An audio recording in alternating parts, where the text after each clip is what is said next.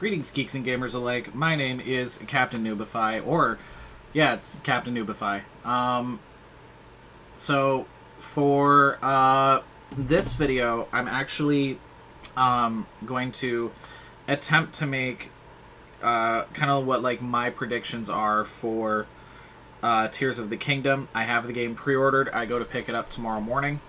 No spoilers in the chat, please, even though nobody's watching. Yeah, I'm just setting up my lights here. I'm kind of doing this last minute. Yeah, so based off of the trailers, so I'll tell you what we'll actually do is we'll go ahead and watch the Breath of the Wild trailer, the hype trailer as I like to call it. And then we'll actually watch the Tears of the Kingdom trailer.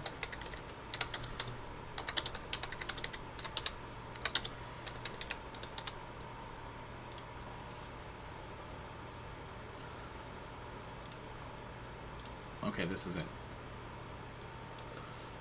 Let me see if... Sorry, my microphone's in the way temporarily. Let me see. Okay, and then let me just quickly...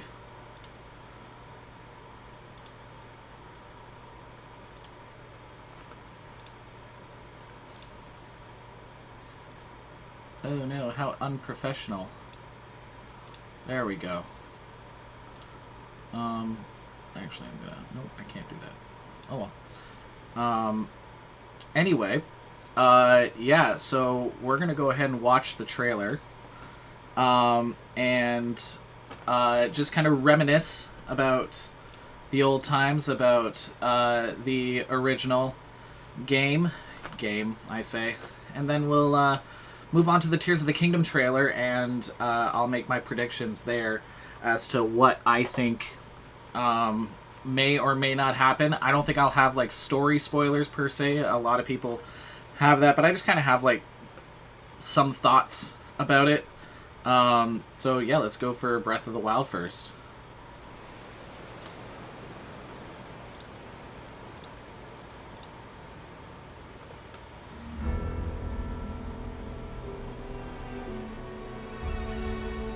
I still remember when this trailer came out, and it just got me so excited for the game. I originally got it for the Wii U, which, you know, wasn't a bad decision, but it wasn't the greatest either. And I'm a big fan of the Legend of Zelda series. Kind of a hot take, but my favorite game is Skyward Sword. So when they announced an HD remaster for the Switch, I immediately picked it up. No questions asked. Sorry, I got a little fly flying around me.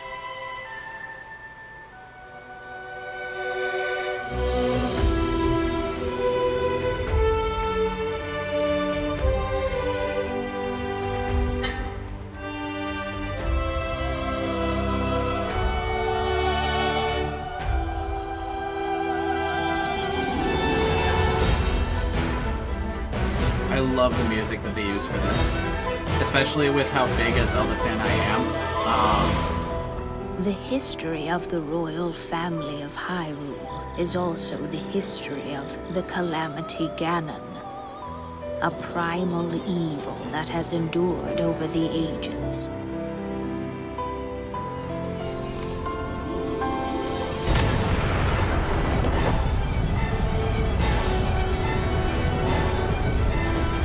I feel like this was... Well, the final boss music in Breath of the Wild is pretty okay. I like it. I feel like they dropped the ball when it came to the music choice just a little bit. Like, they could have played something like this during the final fight, and it would have just been 100 times more epic. But I'm such a big fan of the Zelda series, especially the music, and... actually, in the background there, you can see right beside the blue light there, I have a replica Master Sword. I want to mount it on the wall, but I don't want to put anything on the wall because I might not be here for much longer. Ready to hear what happened 100 years ago. My favorite part.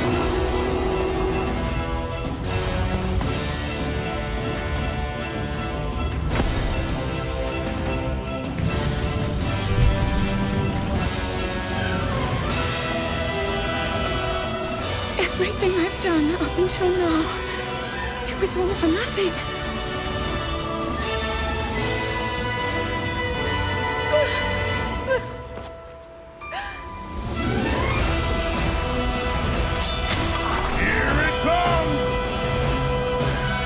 Also the fact that they left like a lot of the gameplay nuances like for you to find out in game, and apparently the same is true for the Tears of the Kingdom trailer. They left a lot for you to discover. You must save her, my daughter.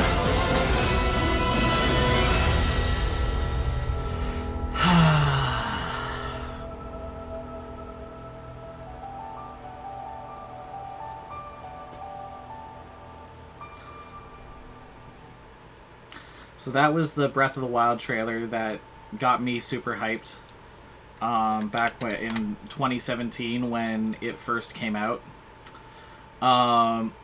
And, like, I still have very fond memories of it. I still have my save file with, like, the DLC completely finished. I don't have all of the Korok seeds, and I don't really plan on getting them unless there's, like, some weird save mechanic. I don't know. I don't think Tears of the Kingdom has like a save mechanic where like, oh, depending on what you do in Breath of the Wild, there's stuff that's going to be unlocked in Tears of the Kingdom. I don't think there's that, and if there is, then I will go back and get the Korok seeds. But I really don't feel the need to. It just increases your inventory, and even then, you can get like all 900, and it only levels you up so much. So like, I believe it's like if you get 500 Korok seeds, you've essentially maxed out your inventory, and the other 400 is just so that you can get like a shiny, bigger Korok seed. Which, like, if you've seen it, it kind of makes the whole quest kind of disgusting, because it implies that the Korok seeds are not in fact Korok seeds. But I really enjoyed the game. I enjoyed the final boss. I felt it kind of wanting, especially with the final Ganon fight, because it was spoiler alert for Breath of the Wild if you haven't played it. But like the final Ganon fight, I wasn't the biggest fan of, not just because of the music, but because of them putting this like giant beast Ganon in front of us, and he moves like glacially slow. And all it takes is like a couple light arrows, and then you shoot the eye in his forehead. But yeah, like overall, like everything leading up to that, and even like the Calamity Ganon fight before that is pretty good. I really enjoy it. It more or less puts like a lot of what you learn combat wise to the test. But yeah, I really enjoyed it. I rated a 10 out of 10. Really excited for Tears of the Kingdom. So let's watch the Tears of the Kingdom trailer, the newest one that came out, the hype trailer. I'll put it that way, and we'll go over. I'll go over some of like my thoughts into like stuff that I would like to see in Tears of the Kingdom, and like overall theories for Breath of the Wild and Tears of the Kingdom as a whole, as a duology.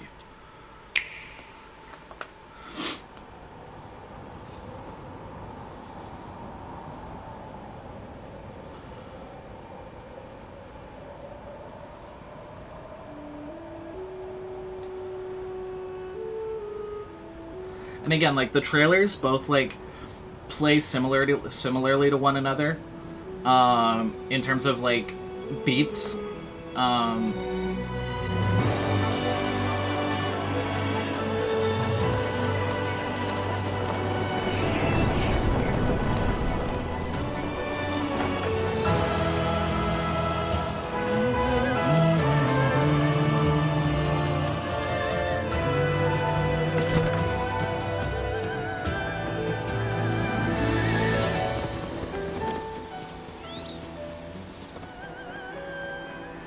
So clearly life is moving on since Breath of the Wild. Things have improved slightly. People are getting back to living.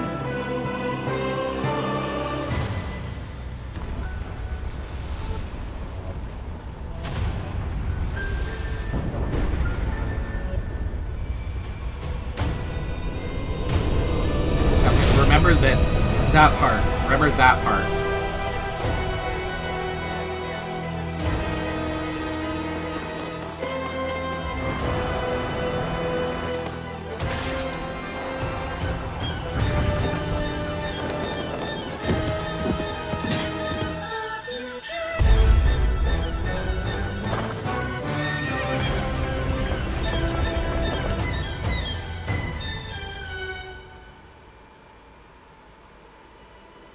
Zelda, we rely on your knight and that legendary sword he carries. Now he Our does. last line of defense. I'll talk about this also. This character that you hear the voice of. Link.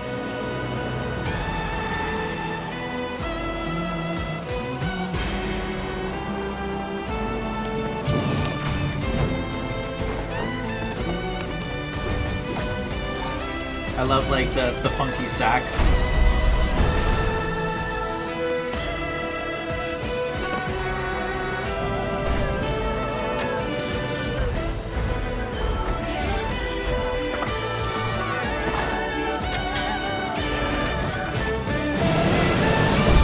Not looking forward to fighting that thing. I know why I am here.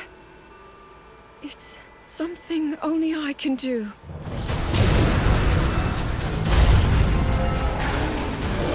Do not look away. You witness a king's revival and the birth of his new world.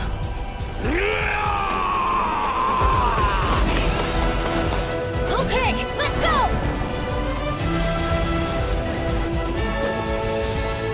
But you are not alone. Link. You are our final hope.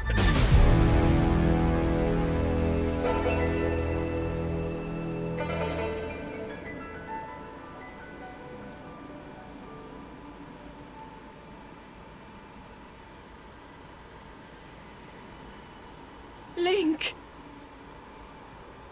You must find me. That's interesting. I never noticed that before. So I guess we'll go in order of things. So I'm gonna go back to here. I am almost 100% convinced that this is Demise. If you have played Skyward Sword, you know that the final villain for it is Demise, and because Skyward Sword is the first of the timeline, I believe it is mentioned in Skyward Sword that essentially Demise is going to like haunt Hyrule for I don't know how long. I'm paraphrasing. There's like he actually says something about like reincarnation, I think, and that we believe to be Ganondorf. And it's kind of implied as well, I believe, in the Hyrule Historia. In one of the three books, the Hyrule Historia or the Arts and Artifacts or the Encyclopedia, they mentioned that Ganondorf is like essentially a reincarnated Demise. But I personally have a couple theories. One is revolving the Breath of the Wild and Tears of the Kingdom duology as a whole. I personally am convinced that Breath of the Wild and Tears of the Kingdom are essentially the end of the Zelda timeline. Either that or the start of something new. Maybe both. And I get that a lot of people are like, oh, but this shows up in the game and this shows up in the game. I get it. I really do. But Zelda has never been a consistent franchise. So to look at another game in the series and go, oh, well, because, like, this game has, like, this element in it and the developers say that, like, oh, it shows up in this part of the timeline. I get it. And even in the encyclopedia, I believe in the Hyrule Encyclopedia, there's a little blurb where it mentions that like the timeline is subject to change. But personally, I am convinced that this is Demise. I think that he is the true final boss for Tears of the Kingdom. And that this essentially bookends it will bookend the Zelda timeline. Breath of the Wild serves as a convergent point for the three timelines, because it has elements from every single game, not just the three final games from the series, but it serves as like a convergent point for all three games. Whether it's all three timelines, but whether it serves whether all three timelines are going to converge into one, or this game is continuing on just a single timeline out of the three, I don't know. And I don't know we'll know for sure, because I don't think they're ever going to put like hard timeline elements in Zelda games. Because also, like, it's a franchise that has always thrived on each game being condensed. So this will be the second time, kind of, that we this will be like the second or third true Zelda sequel, because we did have stuff in the past, like A Link Between Worlds is like a spiritual success, is a sequel to A Link to the Past, but even though they're two separate links and they take place hundreds of years apart. The Zelda, the Link from the Oracle games, Link's Awakening, A Link to the Past, they're all the same Link. Even though in my mind, like, they were never pictured as sequels, they were just like. But the only other time that we've had, in my opinion, like a true sequel Zelda game is Zelda 2: The Adventure of Link. This, without calling it Breath of the Wild 2, is like a successor to Breath of the Wild, and this is like the first time that we've had like a continuation of a story from the previous game. Because even though there are sequels, they're still like self-contained stories. A Link Between Worlds is its own self-contained story. From what I understand, the only thing, from what I remember playing it, the only thing that they have that ties it into A Link to the Past is the overworld. And also the world and you can't point to geography either, because the geography of Hyrule has never been consistent in any way. So personally, I think this is Demise. I think that he is the true final boss for Tears of the Kingdom. I'm partly convinced that Ganon isn't actually the bad guy. So I hear a lot of people. So there's a character that shows up later on in the trailer. I'll see if I can find him.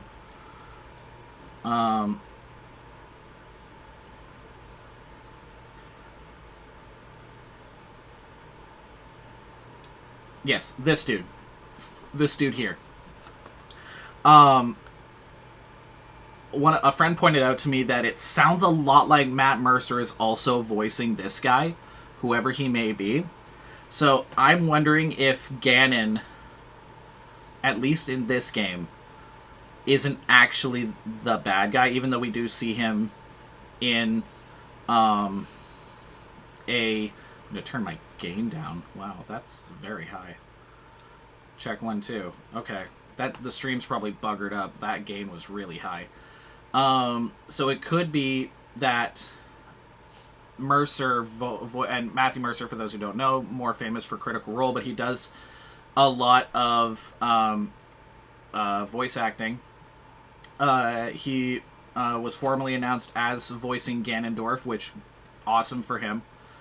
But apparently, and a friend of mine pointed out to this, I think I hear it a little bit, but it could be purposeful that he's hiding his voice a little bit. But he does sound a lot like Matthew Mercer, and unless there was like a casting announcement that I didn't know about, where there's another actor that sounds a lot like Matthew Mercer, I'm wondering if this is Ganon in disguise. Who knows? Maybe this is Aghanim. Like, who knows? This could be Aghanim, and this is like tying back to A Link to the Past, which, I mean, interesting. If you listen to the music that's in the trailer, you can hear like voice lines like "the future," which is interesting, because also we see two different Links. We see one with longer hair and slightly dressed down in robes. So who knows? Maybe this is there's going to be a lot of like A Link to the Past elements, or time travel. Who knows? We could see time travel in The Legend of Zelda outside of Ocarina of Time. It wouldn't be the first time that The Legend of Zelda has done like time travel in some form or fashion. Like even Skyward Sword had a level of time travel in it. Had elements of time travel in it. But yeah, like it would be really cool if they did tie in elements from the previous games in awesome ways. Like, who knows, maybe Vati. Maybe having an appearance from Vati, even though I'm pretty sure he's dead. An appearance from Vati, or the bad guys from Spirit Tracks and Phantom Hourglass. I forget what their names are. I think one of them is named Muldrum. I think that's the Phantom Hourglass BBEG. Anyway, so yeah, this guy sounds a lot like Mercer, so maybe he's either voicing another character or this is actually, like, a good guy Ganon, or Ganon in disguise as, like, another person, Aghanim, maybe. That would be really cool if they brought back that from A Link to the Past. And then, there's also... Sorry, I'm trying to get all my thoughts in a row. I'm trying to remember...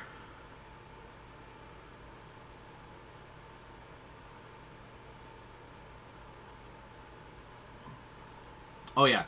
The fuse mechanic I really enjoy. I think they call it Ultra Hand or something like that.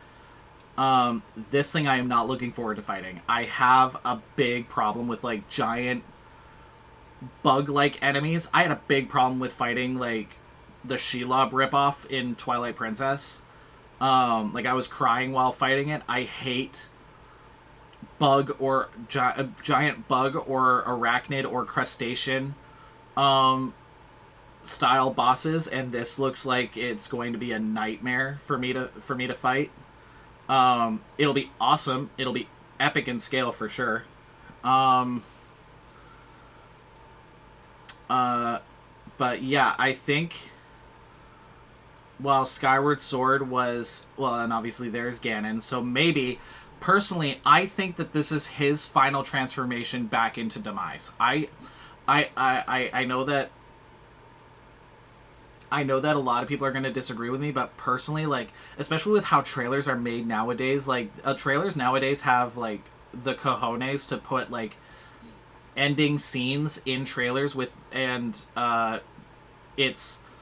you completely forget about them until you're sitting in the theater. So I'm wondering if this is actually, like, Ganon's final transformation, Ganondorf, his final transformation into Demise. A lot of people might say, oh, well, this is him, like, finally, like, coming into form, whatever, being reincarnated. I'm like, nah, I don't think so. I think that this is him, and I could be very wrong. I think that this is him taking on the, returning back to Demise. Again, it kind of lends to my theory about Tears of the Kingdom. Well, Skyward Sword is one bookend of the timeline. Tears of the Kingdom is going to be the other bookend of the timeline. And while I would love to see a third game, I'm kind of hoping that they do, like, finish the story with this game and then go on to do something new with the next game. Maybe make that cyberpunk, not cyberpunk, but what would you call it? Like, that sci-fi inspired Zelda game that was originally going to be what Breath of the Wild was, what Breath of the Wild or Skyward Sword was originally going to be. That would be pretty awesome. But Zelda has always been, like, a fantasy series. So it'd be really interesting if they did go into that, like, punk Zelda thing again. Sci-fi, whatever you want to call it. I don't want to call it steampunk because cyberpunk, because cyberpunk has kind of taken on a whole different look and feel. Cyberpunk for back then when it was leaked, but not today. Like, not like Cyberpunk 2077. But yeah, I think that this is Ganon reverting back to Demise. What else do we have here? At one point you see... okay, so that's not... Okay. And I'm also terrible with names. Oh yeah, and this is... it's not Twinrova. That's going to bug me. So, cool thing. This dragon actually is either the actual dragon or it harkens back to the dragon that you fight in, I believe it's the original Zelda. There's a 3-headed dragon that you fight in Zelda, and I believe this is either the dragon that you fight in Zelda 1 or a different reincarnated version of that dragon. And something else I want to point out as well is if you look closely to like this like post-credit scene, it looks like she's holding the Master Sword.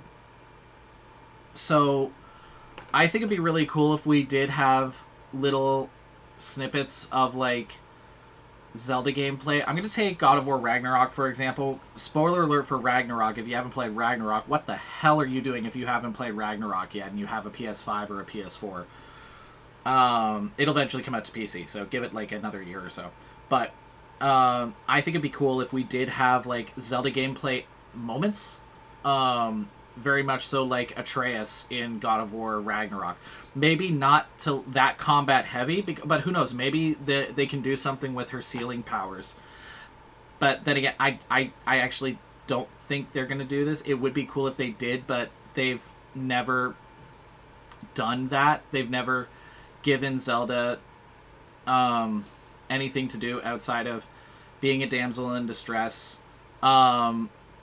Or even with Skyward Sword, like there was still an element of her being a damsel in distress, but she took action in her own hands by sealing herself away from the enemy so that the enemy could not find her, and Link wasn't necessarily chasing her because she was being captured. He was chasing her because she is his best friend / romantic interest, because it is heavily applied in Skyward Sword that they are a thing, or will become a thing, so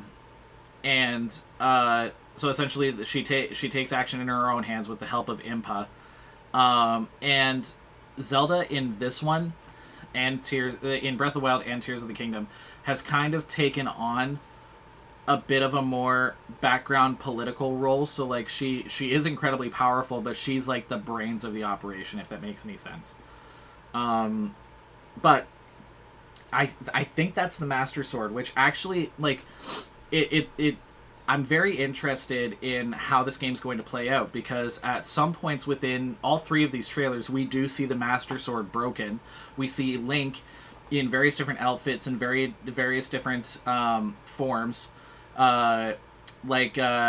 He's wearing robes with longer hair, or he's in his normal Hyrule champion garb. Are those 2 different Links? Are they 2 different Links? Or is it like the same Link at different points in time, and the time period is different? We know that the time period is different based off his outfit, or I don't know. You can change outfits, so it could be just an outfit change. We'll see. And yeah, like, I don't have a lot of theories in terms of how like the overall story is going to play out. Even with this person, I'm not 100% sure like what their role is in it. If I had to guess, there's this like tribe of people that's been thrown around since Breath of the Wild, the Zonai. I'm wondering if this is a Zonai. They do, so in the first or second trailer, I think it's the second trailer, you see a mural of like an alien looking figure with like bunny ears, big wide eyes. Like, this looks like them. But yeah, like I don't know who this is. Something tells me they play a big role in the story. I mean, otherwise, like, why would they draw so much attention to them? In terms of like the floating islands, I think that's again like another element from Skyward Sword, because like there's 3 dragons in Breath of the Wild that go floating around at specific time. I think it's specific times in the game, and when they appear, they come through like a cloud swirl, and then disappear into a different cloud swirl. So my personal theory is that maybe there's like a cloud layer, like in Skyward Sword, but the cloud layer isn't like a physical cloud layer. It's essentially a barrier, and that barrier kind of is like ripped open, and now suddenly we have these floating islands that just appear in the sky, seemingly out of nowhere. I'm kind of playing with the same idea in my Dungeons and Dragons campaign, where essentially the players have just discovered that Fartharia may or may not be within a bubble, and they end up on another planet, and when they're on this other planet, they can see the entire galaxy, all the planets in their solar system and everything. But when they go back to Fartharia, their home world, they look up in the sky, and it's just a normal night sky like we have on Earth. So maybe the cloud layer isn't necessarily a cloud layer, but it's a barrier where we can't see what's beyond it. And it's just like not a hallucination, but I don't know what you'd call it. I think I'm thinking too deep into it, but then again, like with these previous 2 Zelda games, they've been looking into more fantastical elements. And we do have chests in Legend of Zelda just appear out of nowhere. But yeah, like I don't know what else there is to say. Like my biggest theory is that Skyward Sword is one bookend for the timeline, and then Tears of the Kingdom is going to be the other bookend. And all the Zelda games take place in between, and either going forward, they're going to continue making games that are like sequels to this one, which I kind of hope that they don't. I think this would work fine as a duology, especially with hopefully how this game ends. But I would also I also kind of want to go back to the games being enclosed. Like essentially the game is its own game. It doesn't carry on from anything before, but it also doesn't set anything up for the future. It's its own world and its own story, which is how the Zelda games were originally meant to be. They weren't meant to tie into one another. It's only because we as fans are so obsessive that we're like, oh, all these games have to connect in some way. And they do. They do have elements that from other games. They do have callbacks to other games, but that's all they are. They're callbacks.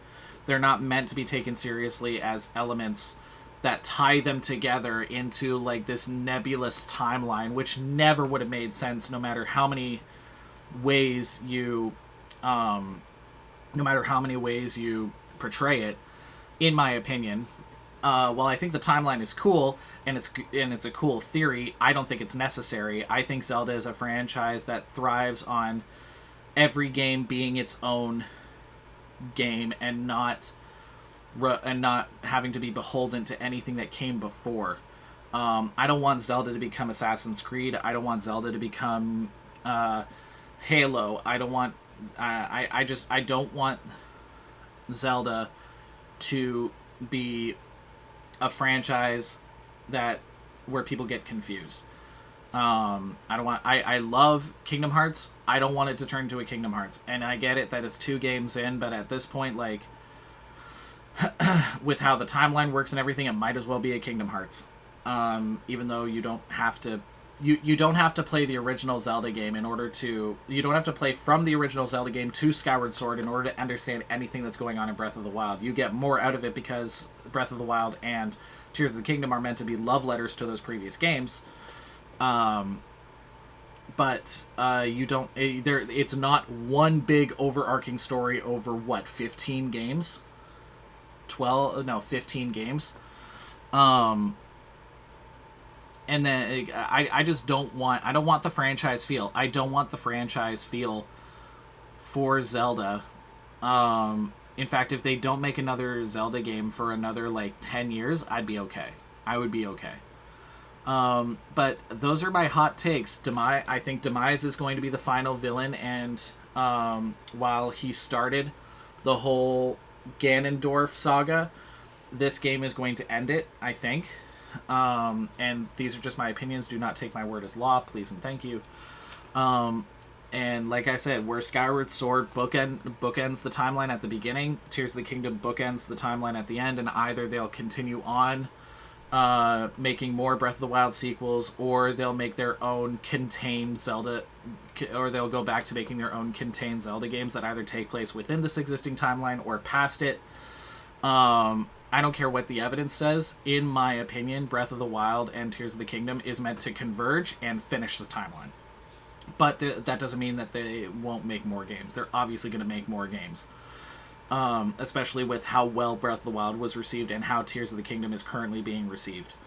I don't want them to continue like big, like overarching stories. I just want my own self-contained worlds, with Link and Zelda, and just like.